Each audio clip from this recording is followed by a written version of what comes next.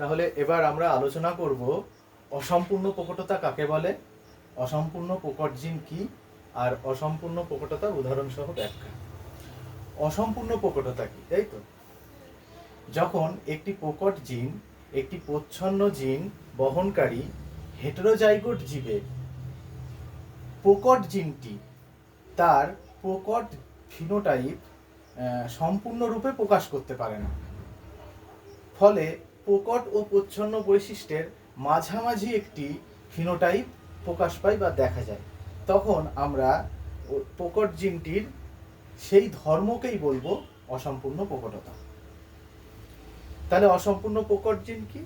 যে প্রকট জিন হেটেরোজাইগাস অবস্থায় একটি প্রচ্ছন্ন জিনের উপস্থিতিতে প্রকট ফিনোটাইপ সম্পূর্ণরূপে প্রকাশ করতে পারে না, সেই প্রকট জিনকেই আমরা অসম্পূর্ণ প্রকট জিন বলবো। তাহলে আমরা একটা উদাহরণের সাহায্যে জানতে পারি। আমরা জানি অসম্পূর্ণ প্রকটতা কোন উদ্ভিদে দেখা যায়? সন্ধ্যামালতী, তাই তো? তাহলে আমরা যদি সন্ধ্যামালতী উদ্ভিদের একটি লাল ফুলযুক্ত, তাহলে লাল ফুলযুক্ত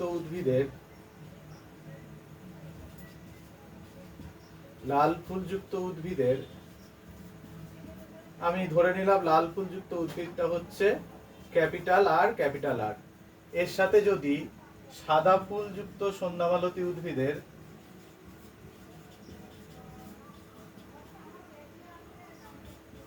সাদা ফুলযুক্ত উদ্ভিদ আমি এটাকে স্মল আর হিসাবে নিলাম, ঠিক আছে?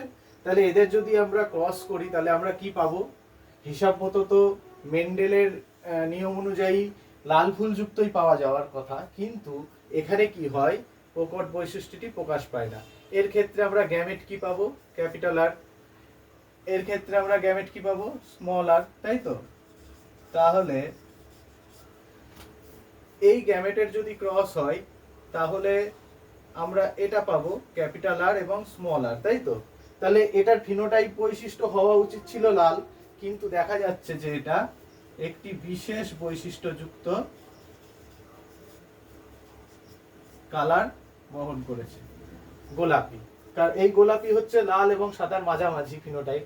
তাহলে এই বিশেষ বৈশিষ্ট্যকেই আমরা বলবো, বা এই ধর্মকেই আমরা বলবো অসম্পূর্ণ প্রকটতা। বোঝা গেছে? ঠিক আছে।